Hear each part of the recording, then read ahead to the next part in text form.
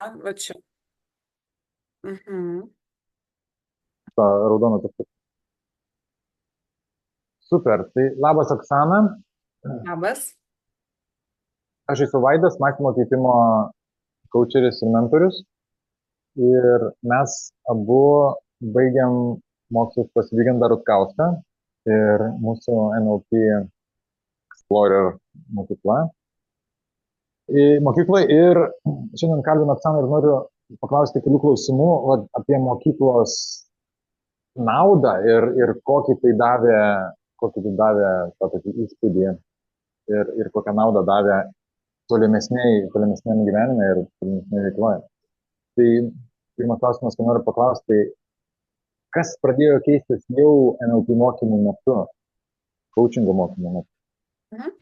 Tai pačioj pradžioj toks jausmas buvo, kad viskas atrodo net pablogėjo, paūmėjo, sutrištėjo, kažkoks toks daugiau atrodo blogiau pasidarė, bet gana greitai pradėjo viskas skaidrėti, kuo daugiau praktikų, tada viskas atsistojo į savo vietas.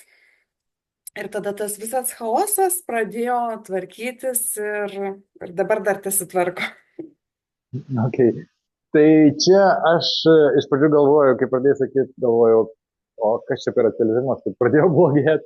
Bet tada aš pamačiau, kad irgi kiti žmonės, kad irgi pradeda matyti, kas vyksta, ko anksčiau nematė. Mhm. Čia tas Taip. fenomenas Mhm. buvo ir man. Gerai, ir kaip NLP mokymai pakeitė, ar galbūt įtakojo asmeninius santykius su artimais žmonėmis, kas pakito, kas kitaip pasidarė. Ištekėjau. Tai Iš super, tikrųjų. Jo. Tai tai va. super. Tai kaip manai, kiek tai įtakojo mokymai, kad pritraukė vyrą ir vyras dėjo tą žingsnį? Tai vienareikšmiškai be mano pastangų, be mano įdirbių nebūtų jokio rezultato. Tai mm, dabar galvoju, išduot paslaptį ir neišduot. Esu 2 kartus išsituokus. Tai ta santuoka buvo tikrai laukiama ir trokštamas rezultatas, ir tikslingai einama į ją. Tai vat ir praktikų metu vyravo tema santykiai su artimaisiais, karjeros tobulėjimas. Tai vat ir Populiarios temos šiaip. taip. Tai vat ir atsitiko taip, kad ištekėjau ir tuo džiaugiuosi. Super, sveikinu dar kartą.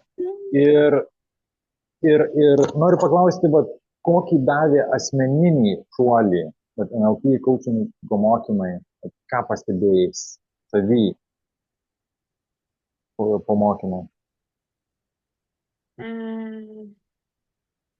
Pradėjau aiškiau viską matyti, pradėjau, kaip pasakyti, gauti atsakymus tiesiog, kodėl taip vyksta.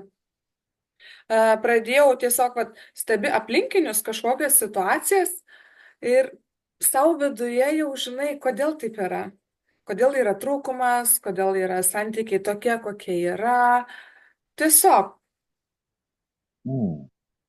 Labai įdomu, toks atsirado kažkoks lyg stebėtojas, Taip, nes iš tų praktikų yra tos praktikos, kur reikia pamatyti save iš šono. taip. Ir tas atsirado įprotis matyti save iš šono ir tada jau galvoj pasidaro aišku, kas čia vyksta. Kodėl taip yra? Kas vyksta ir kodėl taip vyksta. Dažnai ateina tokie, ką reikėtų daryti, ar savo situacijose. Tai vat, toks aiškesnis supratimas ir toks tvirtas stovėjimas taip pat ant pagrindo. Super. Ir paskutinis klausimas tada, ar norėtum grįžti į seną Oksaną, kokie jinai buvo prieš mokymus ir su savo visais,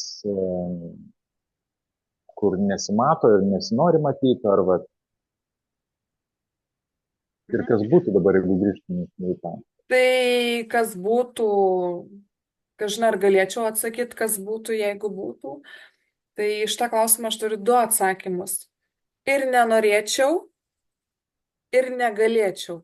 Nes kartą pabandęs, kartą sužinojęs, jau tu nebegali, tiesiog nebegali būti toks, koks buvai anksčiau. Taip, jau kai išmokė dviratį važiuoti, jau nemoki, Taip, nemoki. taip, O antras koks atsakymas? nenorėčiau. Ne, Hmm. faina. Okay. Tai ačiū tau už pasidalinimą, už atsakymus. Ačiū tau. Sveikinu dar kartą Sumainius žiedus ir linkiu, tikrai nuoširdžiai linkiu ir viso gero ir augimo. Nes santykiai tai tiesiog yra mokykla, augimas ir aukit kartu ir džiaugitės tuo kartu. Ačiū labai. Ačiū ir iki pasimatymo. Iki.